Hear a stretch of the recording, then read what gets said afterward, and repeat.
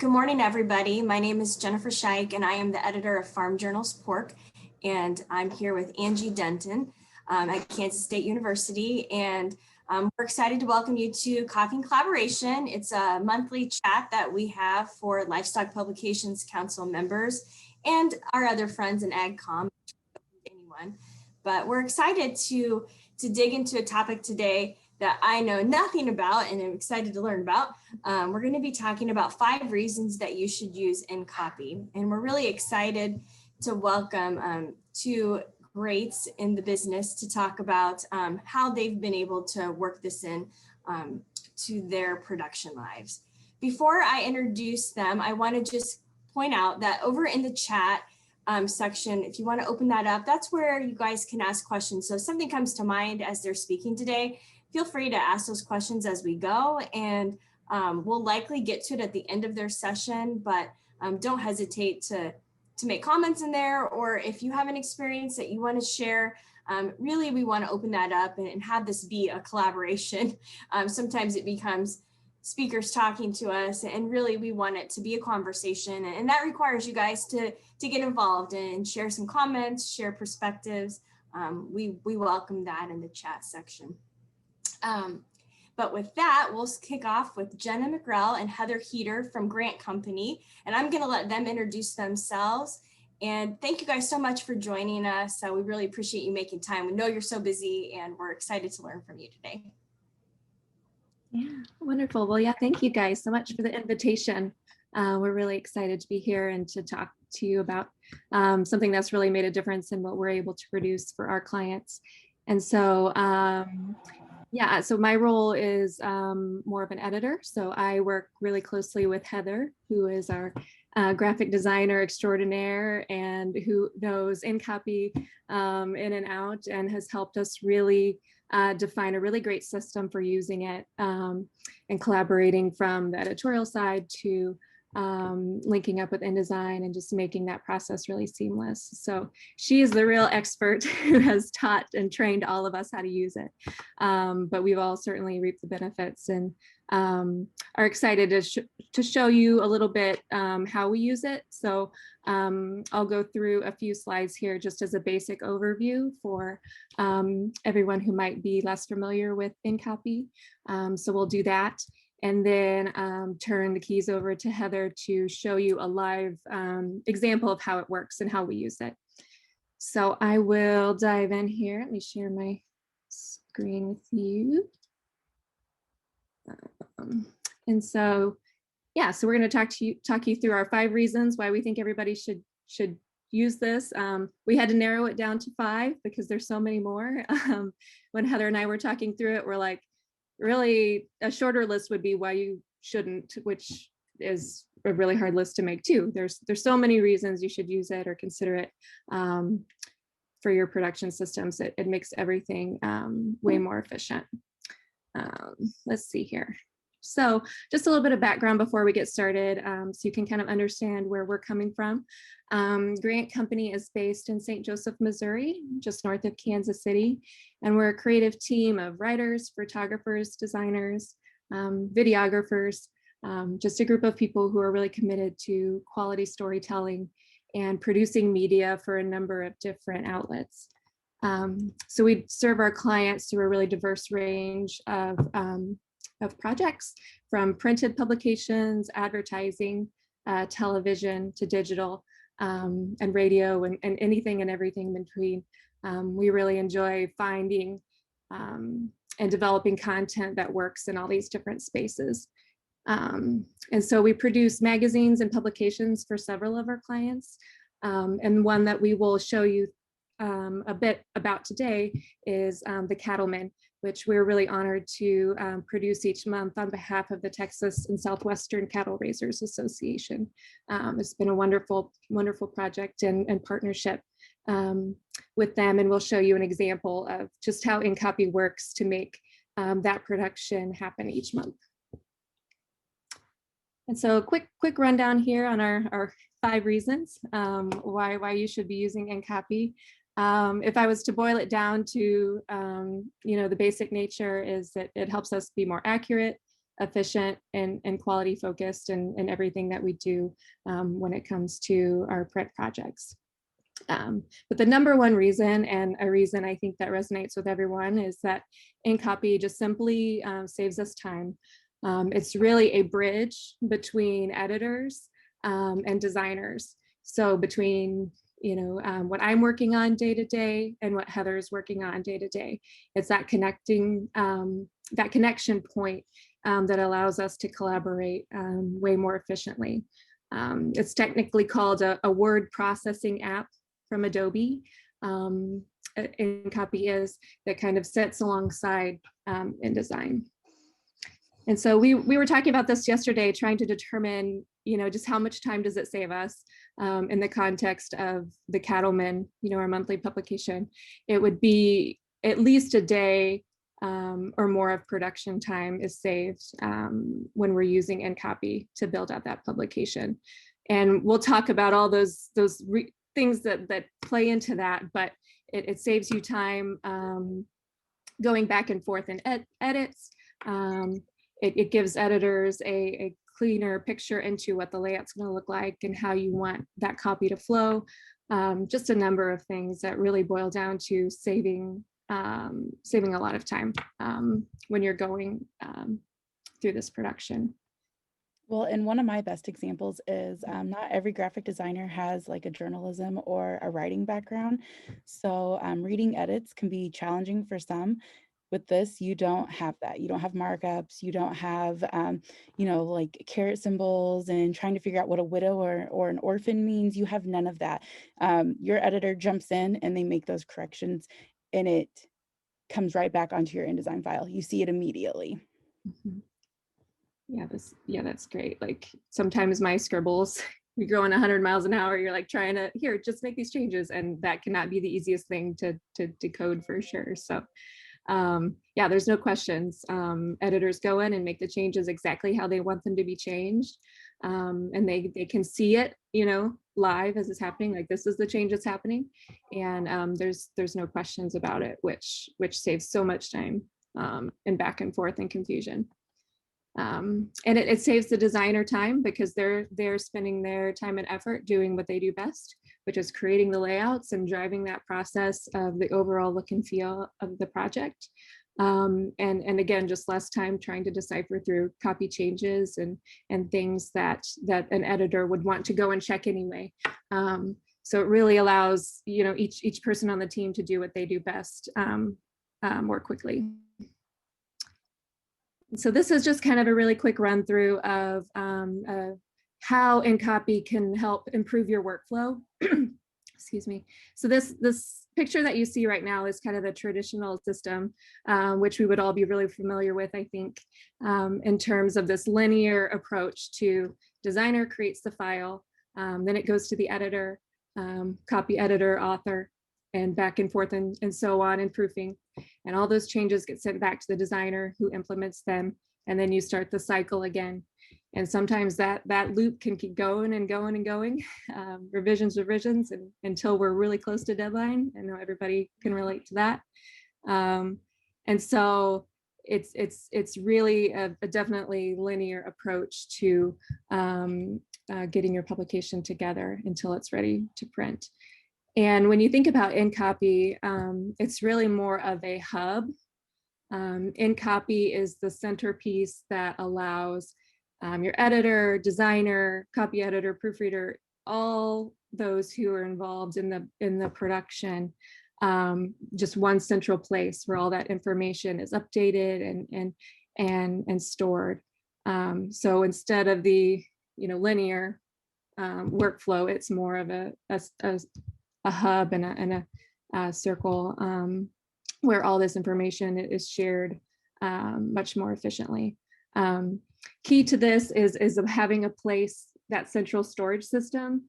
So you'll see in this example here, a server is best. Obviously, if you have a team that's working off a network server, then all these files sync up pretty seamlessly. It's a pretty easy thing to get established. If you don't have a central server, things like Dropbox, Google Drive, or Adobe's Creative Cloud storage system can also work and play that role. And we'll talk about that more a little bit later. But that is an option if you don't have a team that's working collaboratively on a server already and you want to sort of establish that space, because you do have to have kind of a common ground where all this information can be linked together and kind of sitting side by side within the same server. So that's how it improves workflow. And also, you know, if we learned anything in the last year, it's really how to make work happen no matter where we are.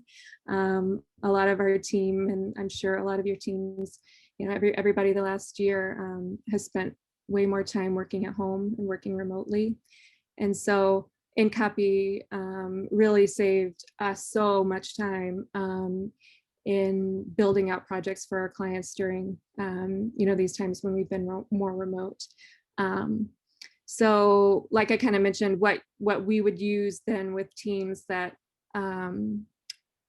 you know, are spaced, you know, in some cases clients, you know, in our case with the cattlemen, interfacing with folks down in Texas when we're here in Kansas City.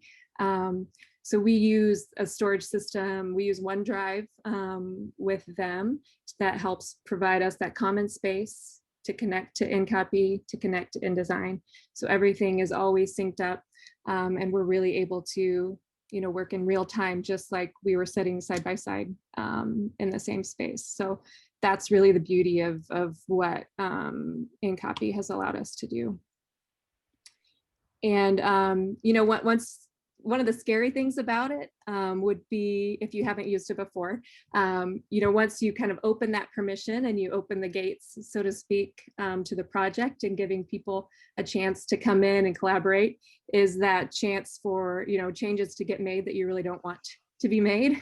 And so I think InCopy has a lot of great features in place that help you manage that. You can see when certain users are in a project and who's kind of doing what throughout the process. So you can, you know, monitor what's going on, and there's no chance that anyone can save over work or, you know, delete something that's not supposed to be deleted and things like that. Been really impressed with how InCopy allows you to sort of manage all the people who are coming and going, if you will, throughout the project. And we'll show you an example of this, but within InCopy, an editor would check out certain assignments that they've been given.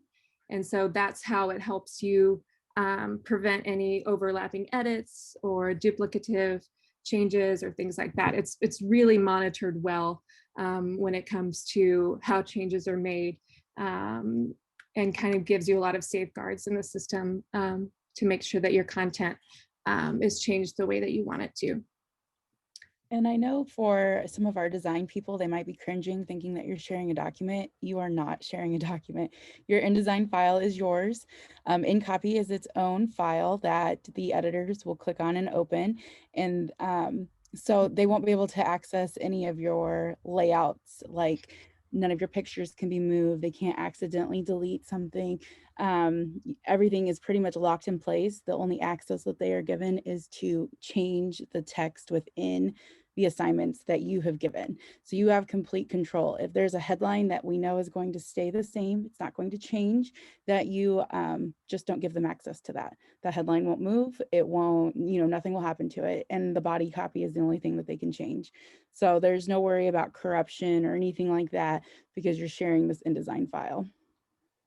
Yeah, that's a great point. You're only given access to the things that you would have the knowledge to change. At least for me, I know that Heather's not going to give me permission to change anything that I could really screw up. It's all pretty safe, and there's safeguards in place like that to check for it. So that's a great point. And the designer within InDesign, which we'll show you in a minute, they set up those assignments and grant those permissions. So that's kind of how the project starts. And that will make more sense when we show you here in just a second. But that's one of the great features of it as well. There's also the ability to do track changes and notes, similar to what you would do in Word documents or PDFs. So that's something that's certainly really helpful throughout the production process to go back and see who changed what, reject, accept those changes, and leave notes back and forth throughout your production team. And yeah, through this process, it really helps reduce errors. We've kind of touched on this before, but no more back and forth, no more trying to guess what my handwriting is and is that changed really what she wanted changed. Editors are given control to make the edits that they want and double check those so that they know exactly what that change is when it's being made. And really, when you're going through that process, when you have to go in as an editor and make a change within a layout, you really start to ask yourself, is this absolutely necessary? Like, if I add these 2 words, is this going to change the whole flow of the story? Or does that really make the headline better and more suited if I change that? So it really puts you in a better seat, I think, to know exactly the impact that your changes are making. And it just helps you through that process to actually see what the impacts are. So that's something I found to be very, very beneficial. And so Heather kind of mentioned some of these things, but all those things that drive us crazy, line breaks, orphans, widows, overset text, all these issues become way more manageable when we're working through them in copy. You can see exactly how many words you need to eliminate to bring that line up, or what you need to add to make everything balance. It's just so much easier when you're looking through it through that in copy lens. So yeah, and you'll see all of this in action here in just a second. But is there anything I'm missing, Heather, on this one? Error-wise? That covers. Okay, cool. Then our last reason here is that really in copy allows you to really see how the story comes to life on a page, at least from the editor's perspective. I can see exactly, what the lead photo looks like, and does that photo match the headline I had in mind? It really helps when you're writing photo captions or tightening stories, just all those things that make the experience all that much better when you're looking through the layout itself and how you want that story to unfold. And so also just from a team's perspective, I feel like I've learned a lot in terms of just better understanding of what Heather does and how a designer approaches their side of the production chain when we're doing a publication, and just understanding the role each person plays and knowing what they're doing can really help enhance how your project comes together, I think. So there's a lot of value in seeing the story from that layout first sort of environment. So yeah, that's our quick 5 reasons why you should be using it. It's definitely a tool that has helped our team tremendously. And unless anybody has any quick questions at this point, we're going to dive in and actually show you an example of how we use it on a daily basis, because I think that's the biggest thing. Myself, I'd always heard about in copy and thinking that this is something that could be really cool. It can be, would be really efficient, but was always kind of just not unsure of how to get started, or, is it really helpful? We have our own way of doing things. Is it worth the time to sort of change to a new system? And, for us, absolutely, it's been just completely a wonderful approach to putting our print projects together. And Heather really helped us through that process and setting up the infrastructure and the file organization that you need for this to be successful. So with that, I'm gonna let Heather jump on here and share her screen, and we'll walk you through just what a project looks like as we're jumping in copy.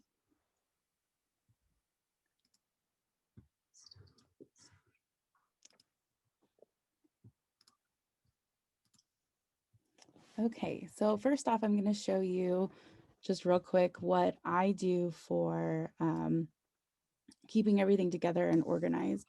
So and I'm just using the cattleman as an example. So we have everything broke down into months. All of our stuff lives within the month that we're working on. My layout, everything's here.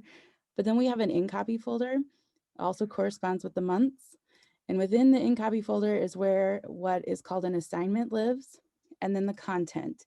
And then for us, we're a little bit on the lazy side since we do this every single month. I don't have a document font folder in here, but my suggestion is in the beginning, you put the document font folder in there as well. That eliminates any sort of big issues of fonts dropping and getting weird things. Because if you don't have the font, you get all these like pink boxes and then your copy doesn't fit like you see it in a PDF. So make sure you have your fonts. So main thing, you have to have this content folder or things get messy, because as you can see, there's like tons of stuff in there. So for our example, we have just the in copy example, and I've already created the content folder. So typical magazine, you have your headline, your blurbs, table of contents. I do fake ads in here, just, everything. So the first thing that you want to do is, after you have a layout done, you can individually create assignments by going to edit, in copy, and add all stories. So then it'll say new. You can name it whatever you want. I always leave it assignment 1. You can call it the cattleman, whatever it is that you want. You will want to hit change. I don't know where this saves. It goes somewhere, but not where you want it. So then here is where you find where you're putting it. You're putting it in example. We're putting it here. It's just going to live outside of the content folder. You say, okay. This is where it will live in your content folder. As you can see, it's taking me other places that I don't want to be. Okay, so after you get back to your content folder, this is where everything that you've just created is going to live now. So you click save, takes its time. Wants to know if you want to save it again, you say yes. And then down here, you have an assignments panel, which if you don't have it, you can always go to window. Watch, I haven't had to do this for a while. It's already set up, editorial, and then assignments. This is how you get your assignment panel back up there. So this lets you know where everything is. And this is where I find these to be really important. The world with an arrow means that it's available. If I am needing to get into like this pull quote, you can hit any key on your keyboard, say yes. It opens it up and you're allowed to change things. So we would just want to take that off.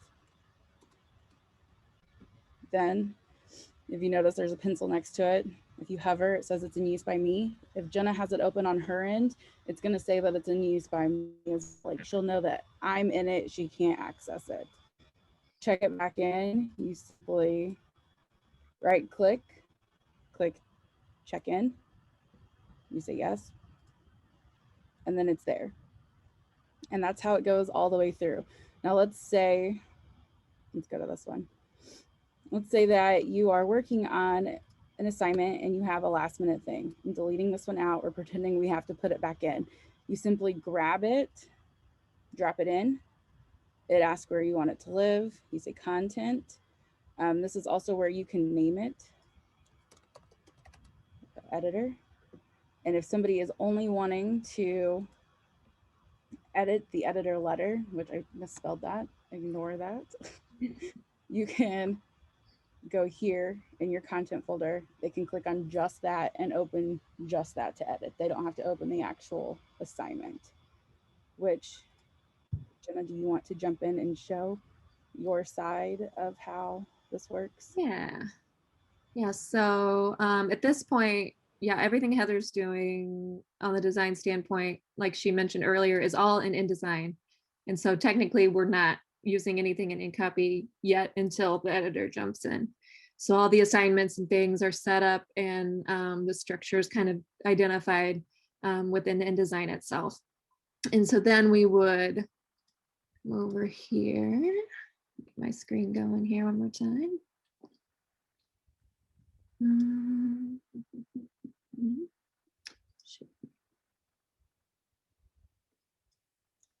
Can you guys see the content folder? Is that what you guys see? And copy example. Let's cross our fingers that everything's going to work over the internet in real time here. Like, thinking. Is it uploading? Oh, I have my OneDrive. Why don't you talk just a minute, Heather, about how we use OneDrive or how you would use Dropbox or Google Drive, because that's what's my hiccup right now. I don't have that turned on. Well, you want to use it, you want it to act as a server. That's my best way to explain it. So you don't want to access it through online. When you're doing that, you're downloading the file onto your computer, and then you're having to download it back into, like, let's say Google Drive. So if you're downloading it back in, those links that you're creating with all those InCopy files, they no longer stay linked. And then, so Jenna could have just spent, hours in there making all these changes. When you upload it back in, it breaks all the links, and it takes either a lot of extra time to figure out where those are at, how they've uploaded. Then you have to double check with her to make sure that the changes she made within those documents have flown back into your InCopy. If you're using it as a server, as Jenna was showing you on her computer and I showed you on mine, there's like an option where it syncs directly to your computer. So like with OneDrive, we just click the folder like you would desktop. It all pops up, everything continues to sync. I know with Dropbox, there runs into issues of taking up too much computer space. There's ways to get around that where it's only syncing as you are using. So you can see everything in there, but you have to double click to make it actually open on your computer. That is the best way to use InCopy, because then everything updates right then automatically. You're not really waiting or anything other than, internet lag time. That's the most that you have to wait. You don't have to try to find anything. You're not going back and forth, making sure things are what they should have been. Double check. To me, that takes you back to doing PDFs and markups by hand if you are downloading directly from, rather than connecting to, if that makes sense. Yeah, and you can see, we put my screen back here. So the reason why, yeah, I wasn't seeing the folder she put up was because my OneDrive wasn't connected. So key to all of this is having either your internal server, if you're working off of a central server with your team, then all of this is pretty seamless, because you just tap in there and that's where all these files live and are connected and work together. If you're working, like in our case, across teams with the Texas and Southwestern Cattle Raisers Association, we need to be able to collaborate with them. And so our server that works well with their team is OneDrive with Microsoft. And yeah, Dropbox could do the same thing, or Adobe's creative cloud storage system as well would work similar. And that's where it's kind of technical when you start.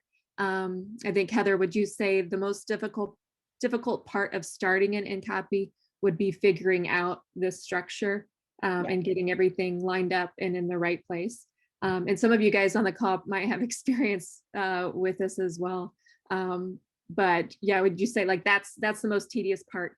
And after that, once you have everything streamlined and set up, the process of learning InCopy and what the tools do is fairly easy, at least from our experience. That's been the easy part.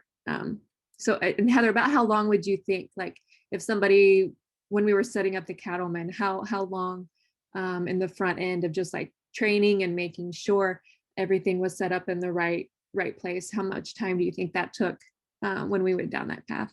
I would say, and we were setting up OneDrive and everything at the time, it took probably about 2 weeks.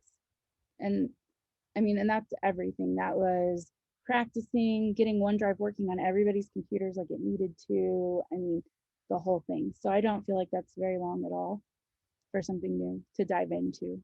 Mm-hmm. Yeah, and that's really the from the outside looking in, like that's the scariest part is, okay, do I have time to like restructure how we do everything? And really it's, once you kind of get that good plan in place, it's pretty seamless. So yeah, as you can see now here on my screen, where earlier I was clicking here on an example and I wasn't seeing this assignment document, but now it's here. Now that everything's synced up and I have all of the information that Heather was working on just minutes ago from her house in St. Joe. So up on her computer, she's working on all these things, and I'm here just across the river in Kansas and opening up everything in real time. And where we're often working, and she has InDesign up and I have InCopy up, you know, days at a time. I'm working on things, she's working on things. It's that easy once you get all your systems set up. So I'm going to open this assignment and see how long it takes my slow internet to get me set up here. It might take just a minute.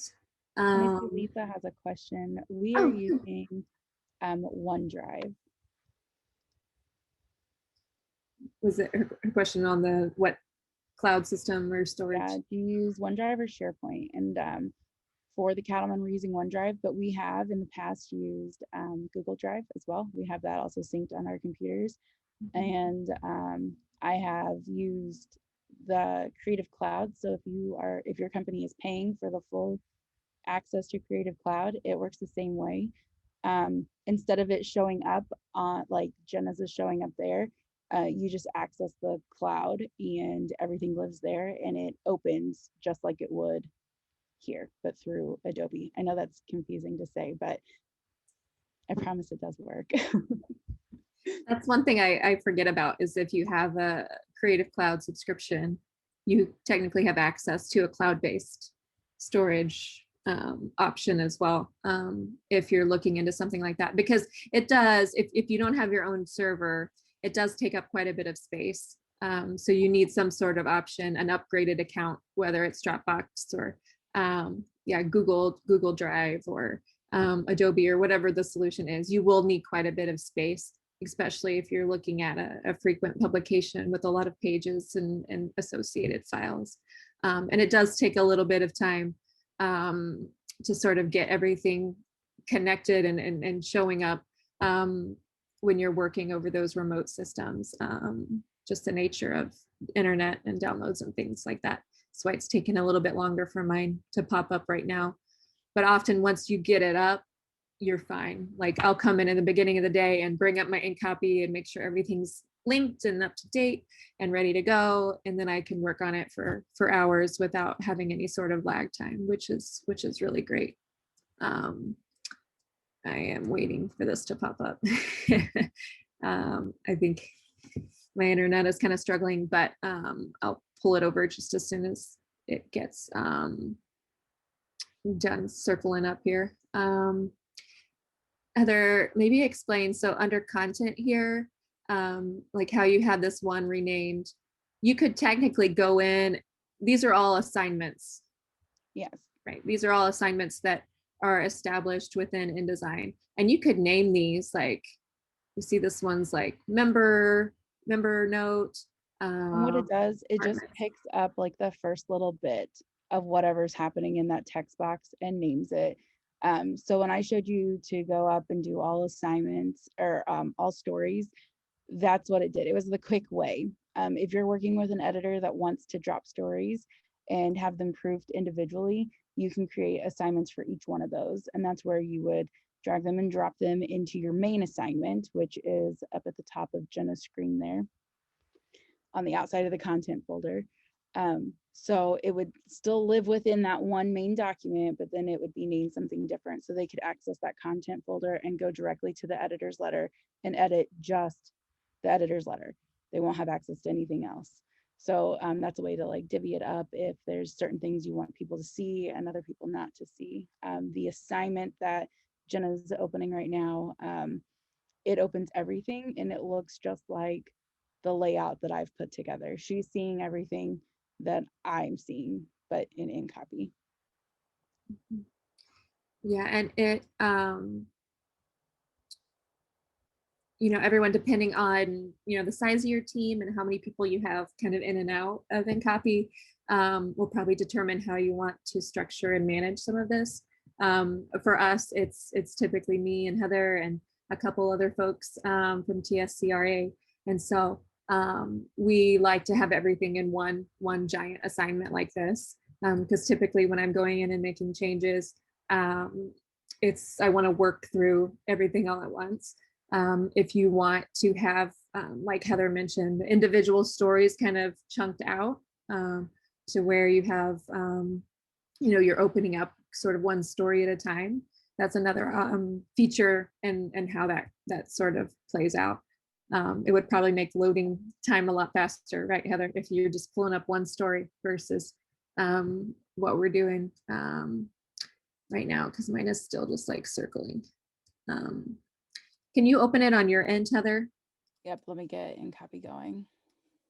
I'll keep mine in the background and pull it over when it's coming up, but it is, I think, with Zoom and OneDrive, my poor internet is on the struggle bus today. But I'll let it keep working back here. But if it's fast enough for yours to pop up as well, I can talk through what the options are by looking at your screen. I'm not quite as familiar with the InCopy portion of it. I can show you. Okay, so mine is up and I'll go ahead and share my screen. Question. Okay. Yeah, so this is exactly what I see when I pull up InCopy and what will eventually show up when it comes on my computer. That's view. Okay, so layout view is just that. So I do know this much of it. Anything that's grayed out, you can't touch. You can only touch what is not grayed out.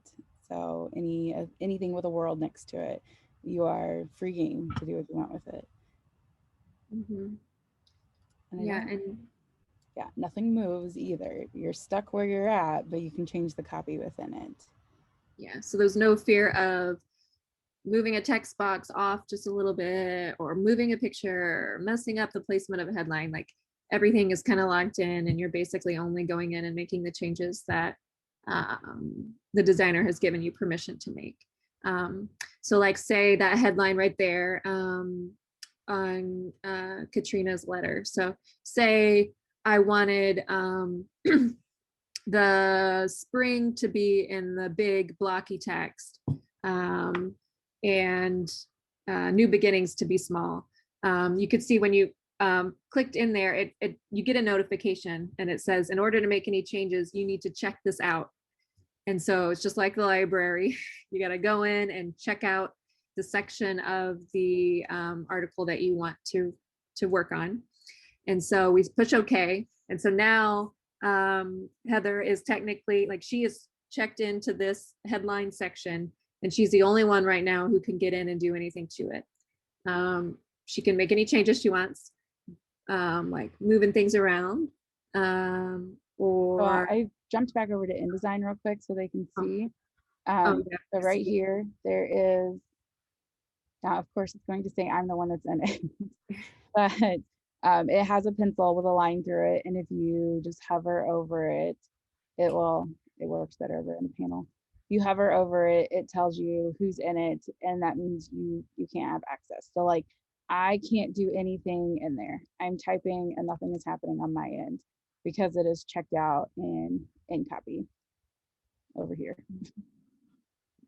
And so if that was up on my computer and Heather opened up her InDesign, she would clearly see like, oh, hey, Jenna's in there. She's working on this headline.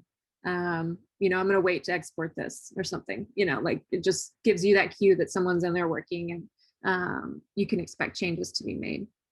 And these are, so all tools that you have available to you within InCopy. The type tool, which obviously it's pretty straightforward. You can use that to change your copy. This little eyedropper tool that Heather's using would allow you to change like the formatting and the color of the text.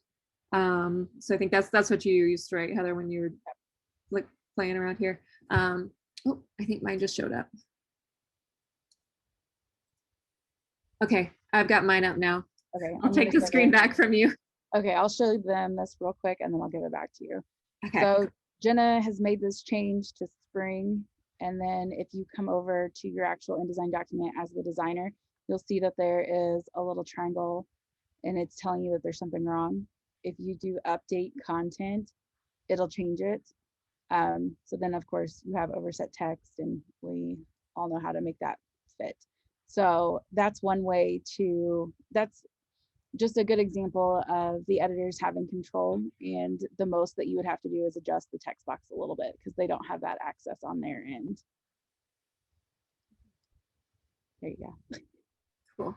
All right. Thanks for your patience with us here. I'll show you this real quick. All right, so you guys can see this magazine cover. So this is the InCopy assignment that Heather was just in, now just up on my screen. And like she mentioned, like I can't make any changes. Like I can try all I want to, but unless I have a box here with a little world in there, that's the only way I can change something. So I can't access certain things down here. Really, permission only to change what I should, have the ability to go in and change. So I think we'll go down here to the feature. I'll show you like, let's see, say we want to change the headline. So this is the alert that says, you must check out the contents in order to make changes. So say, yeah, I want to check this out. And then you have the option to change only what's in that box. So it gets kind of tedious because there are little boxes like this for every little piece. But that just ensures that the right thing is getting changed and you're not messing up, a lot of different things in the process. Because that was always my biggest fear, was going in and like, I don't know how many times I'd ask Heather, like, am I going to mess this up? Like, am I going to totally screw up everything you did? And she assures me every time, like, no, I will give you the control of what you need to change. And I'll make sure everything is right when you pull it back into InDesign. So I'm going to make just a quick change here. Like, say we wanted this to say bright future. So just delete this. Like, okay, I like this. I like this change. I've made it. I'm going to, since I checked out the assignment, I'm going to check it back in. Wait, before I do that, Heather, so Heather on her side in InDesign right now, if she has it up, she would see that I am in this one little section. And so she would know that something was changing there. And then I would come back here and I would do check in this content, or you could check in all. So if you have multiple pieces, which I'm going to go and do, I'm going to show you just a few more little things. You can check in everything all at once. A good note for this section is if you have more than one editor, you all can be in the same document at the same time. When you get set up, it asks for your name. So you just put your name in. And I don't have any way to show you guys that because we've been set up for a while on this. But when you are new and implementing this, it will say you need a name and a color. And then anybody can get into this document and start making changes, but they can't if it's checked in or checked out. Like, if Jenna is checking all of this out right now, then you couldn't come in here and start editing as well. You could go to a different part and edit that while she's in here and it won't mess anything up. So you could have 10 people in the same document making edits to different parts of it. And that's why it's probably important to check in and check out regularly. Like when you're done with something or done with a story, like check all that back in so that the next person can come in and, or check it all out. Sorry, check it all back out so that the next person can come in and pick up where they need to. So I'm going to show you just real quick what it looks like if, say we want to add more to this quote or something. We're going to add some lines in. So I pasted some information and you'll notice down here at the very bottom of your screen, of our InCopy screen, it's telling me that this big red bar that says over about 5 lines. So when you add things like that are going to impact the layout, you get a big sign, and that pretty much will just alert Heather when she opens it on her end in InDesign that we need to adjust those text boxes and we need to adjust that layout to fit these new lines. And as an editor, when I see that, I'm like, okay, are those lines really necessary? Do we really need that? If we add that, can we delete something else to make it fit? Like, is this absolutely all the space that we have? Then I need to adjust the copy accordingly. Or go back to the designer and say, hey, this is critical information. This needs to be in there. Adjust your layout when you open it back up. So I'll keep this extra line in there. Oh, and you'll notice when the copy fits, it's green. So all is good. All the copy fits. But I'm going to add it back just so you can see how things change when Heather goes back into InDesign. And we have somebody asking if we can show what the track changes look like. Oh. Yeah, and that's actually a feature we haven't activated on our system yet. We still do a lot of our notes back and forth on the editorial side, just still through on the PDFs. But how you activate it is you go, so you won't see the track changes in here like we have been using in our production, but you can go up to activate that. You go to changes and say track changes in current story. And because I didn't have this in here initially, I don't know, Heather, is there a place I'm supposed to look to see how that works? Let's see, I'm gonna look on my end real quick. That's a good question, because we're in the process of starting to put that in place with our systems here. And I'm pretty sure it's pretty easy to turn it on and activate it. But I don't have that window pane activated here quite yet on my side. Jenna, if you open that story tab view, you can see it there. Oh yeah. Thanks, Shauna. Yeah. Don't forget about the story tab. And we forgot to show you this, how you can see it in all sorts of different layouts. So I like the layout view best, just obviously because it's visual, but the story tab and the galley view are two great ways to kind of just focus in on the copy and the text, and probably the best way to do the track changes, honestly, because you can see them more clearly like this. And this is where your notes and stuff will pop up as well. So if you need to plug in a note about, should we change this, it'll show up in this view. We just don't use this view very often. Mm-hmm. Yeah, this would be just like going through your Word document, almost like as easy as having your track changes and comments and things right here within the story view. Awesome. So yeah, does it show up any kind of notification on this one? Does anybody know? People who've done it, the track changes more than we have? Casey says you'll only see changes in story view. Yeah, we have several eyes on ours, but we still do PDFs for the ones that don't have access to InCopy at the moment. So they go through 2 or 3 other people, they make sticky notes, it all comes back to Jenna, and then Jenna makes all the changes within InCopy. So right now we have just her hands in InCopy.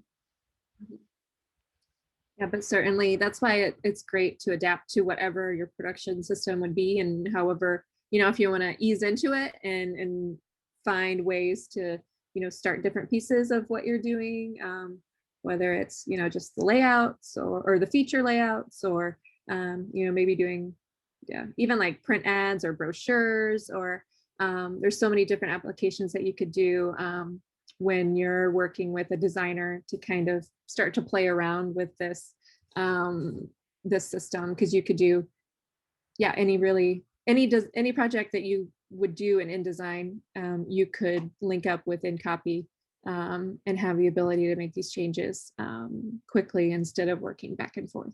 That's something sometimes I forget about, is there's so many more applications beyond, yeah, even like a magazine or newsletter or things. Like there's a lot of ways you can work with designers through this infrastructure. So yeah. So yeah, I have these just few really subtle changes, changed the headline a bit, and then added some overset copy. And so what I'm going to do is file check in all and save it. Already saved. So that's good. Probably pushed that already. And then I'm going to do one little last green switch here. Heather, if you want to take over and just show them in InDesign what that looks like in real time. Then we'll maybe pause and just take some final questions, because really we could talk. I mean, all of this stuff becomes so tedious, and there's lots of details and things to learn. So we could talk with you all day and learn from all of you as well. So want to make sure we have a little bit of time for questions at the end. So we'll kind of get wrapped up here. All right, stop sharing. Give it back to Heather.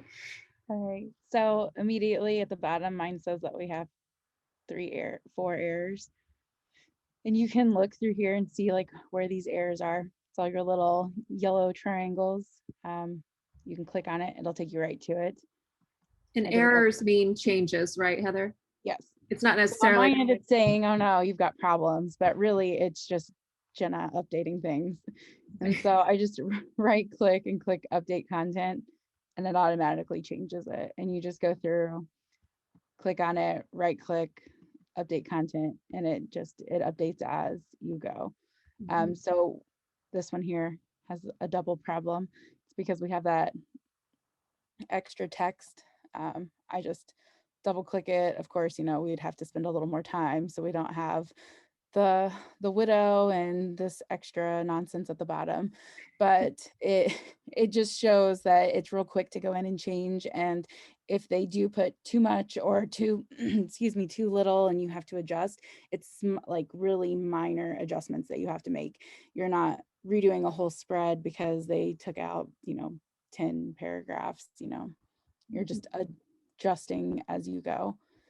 So, I mean, you can always go to your pre-flight panel, sorry, can't get that out today, and click on where the issues are.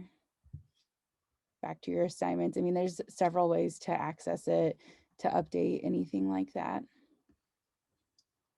But so like my main thing for you guys to take away from this is check in, check out, always save. If you don't check in and check out and save, your changes aren't made. And that's the big thing. You want your changes Yeah. to stay and be there. Yeah. So what questions does anybody have? And oh, actually, I guess before we do that, Heather has created this really great resource guide and was kind of a training for us when we started down this path. And Heather, if you want to drop that in the chat, maybe that PDF. Yep, you guys can download it from there. Yeah, so if anybody wants more details and kind of the setup and kind of really quick look at how to, that's super helpful when you're going and thinking about putting this into place. But certainly open any questions or yeah, experiences from anyone else also who's you know, seen the benefits of using this as well.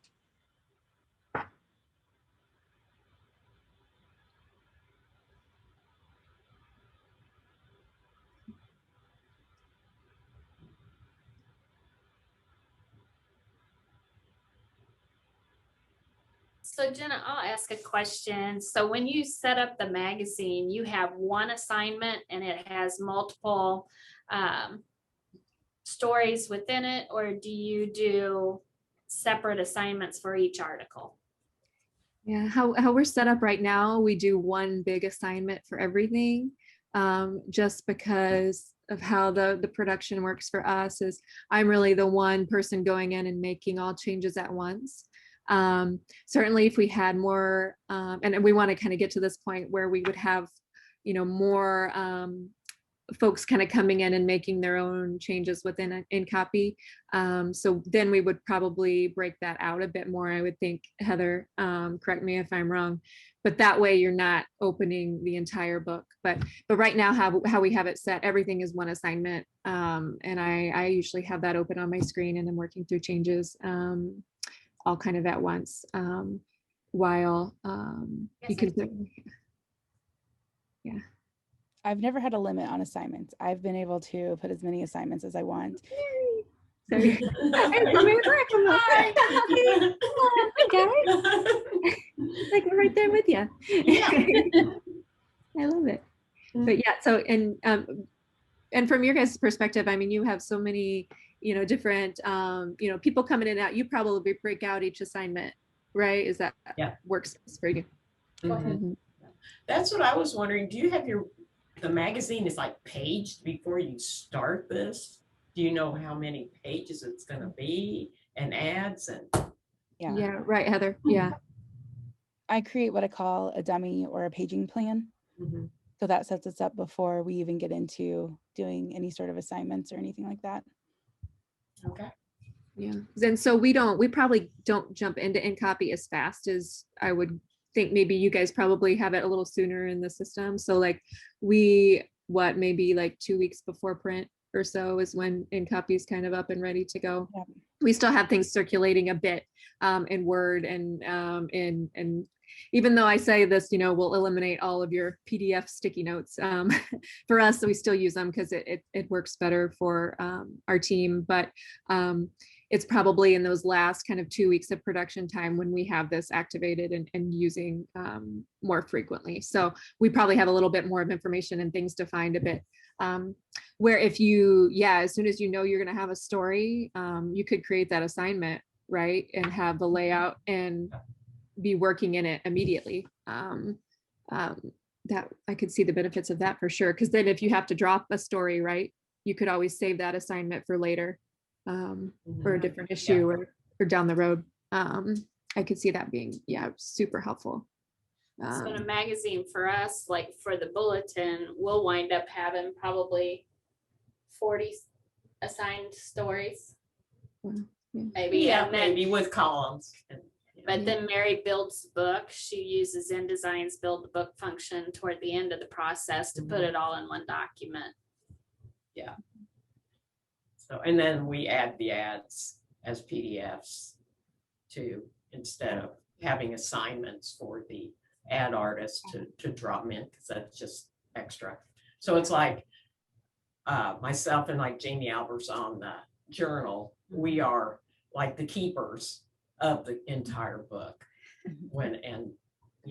quality control as it gets uploaded to mid-states. And do you like InCopy? How do you rate? Better or you can be honest? It really made going to a home workflow with everybody in different, we're not sitting in the same office. It made it possible, and it helped. Like when we're at NCBA, it gave us the opportunity to to come in and edit those documents. So I love it from that perspective. It has its challenges. File naming, you have to look at keeping everything on the same server so they don't break up links, and I mean there's a lot of stuff to learn with it, but overall, yes, it has improved our workflow a bunch. Yeah, I wouldn't have done it without a consultant though. So we used Russell Veers, who has given some presentations through LPC and AAEA, and he helped us set up templates. And so that from that perspective, it was very helpful to have some advice coming in. So Mary, you set up individual InDesign files for stories just like before, and then you build it all and together. I create the assignment with the links for each of the text boxes. And since Russell designed or helped design the template for the bulletin redesign, the style sheets he built, you have very few text boxes because the styles create the flow from the headline, deck, byline, body text, your subheads, did a fantastic job. So there are less links and an editor can get in to, there's less checking in and checking out to make corrections. And they can see, it's just like Jenna and Heather said, they can see how whatever they're editing is going to affect the whole page. And if there's a cut line to be added, I just add the text box and the photo box in InDesign and create an assignment for that, or a link for them to edit for that cut line, to add it in copy. And I think it works really well. And on my end, I never thought about it so much, but in all the years I've been working with paper and the edits and all that back and forth, you know, I thought, oh, well, this is never going to work. And it's just wonderful on my end. At the end of everything, that editor is doing the bulk of the work. And No more green folders and all that. That's right. Green, red, yellow. I saved some for posterity. We can put them in a museum somewhere. I can't imagine you not having all those folders, Shauna. Yeah. We got rid of a whole file cabinet. But we do use the track changes, just like if it was on a paper copy. So, and that lets us see, you know, kind of who's adding what, and then we do accept those before we go to press, so the file diminishes file size. So is it mainly just you and Casey, or are you using it with your field editors too? We haven't with the field editors, and I assume probably Jenna, just like you with the cattleman staff, it would be helpful if they could edit it that way, but we just haven't. So far, we haven't. That's asking them to buy another program, and if they have it, then that's great. If they don't have it, then it's not a cheap one. Right. There is one It also more is an question issue on of them being. Oh, sorry. what did you say, Casey? Field editors would have to access our server, and that's another big hoopla. So that's the issue on that. Good point. Server access is huge. Yeah, that's what helps it work seamless. Yeah. So there's a question on here from Melissa Hart. It says, just a thought, but it might be interesting to have a session on how people approach the building. Oh, I'm sorry. That's more to me and Jennifer. Sorry, I just. We'll put that on our Google Doc for our ideas for upcoming sessions. So anybody else have any questions or follow up that they'd like to add? Do y'all like Google Drive and putting them out there on Google Drive? Yeah. I personally don't. It's a little slower and a little more clunky. I feel like it takes a lot longer for things to sync like it needs to. I mean, if that's the only thing you have access to and you've paid for it and that sort of thing, it will work, but I don't like it as well as like OneDrive or Dropbox or the cloud. So Okay. Yeah, we only use Google Drive for smaller projects, probably like newsletters or things that they're shorter, because it does some, just the connectivity of it on my end it just takes a little bit for that file. They call it the file stream, Google Drive file stream or whatever, that you have to have installed in order to keep everything up to date, and that just seems kind of clunky. But OneDrive has been great, and especially if some of the team is working with Microsoft or on PC systems, that's really great. And yeah, Dropbox is always an option too, or the cloud. But yeah, that's the hardest part, is finding what works, especially if you don't have a server, or even if you have a server, right, and you're like remoting in and things like that. Like having those sort of systems as a backup is sometimes helpful too. But, yeah. Any more questions? If not, Jenna and Heather, thank you. This has been a great presentation. I've learned a lot, and it was something that Jennifer and I have been talking about for a while, trying to get this session pulled together. So thank you for sharing your knowledge with us, and for that great document. We'll post the video and that document to the LPC website, if that's okay with you guys, for those to be able to download. Our next session is Wednesday, March 17th. It's going to be a writing session on having to write when you're doing it remote. Lindsay Keller from Quarter Horse and Chris Minute from Farm Journal are going to be the speakers for that session. We also want to thank our new LPC Coffee and Collaboration sponsor, Novel Designs. We want to give them a shout out and thank them for helping make this monthly online event possible. And so we've had a great turnout today, and thank you, Heather and Jenna, for sharing your knowledge with us, and we'll see everybody next month.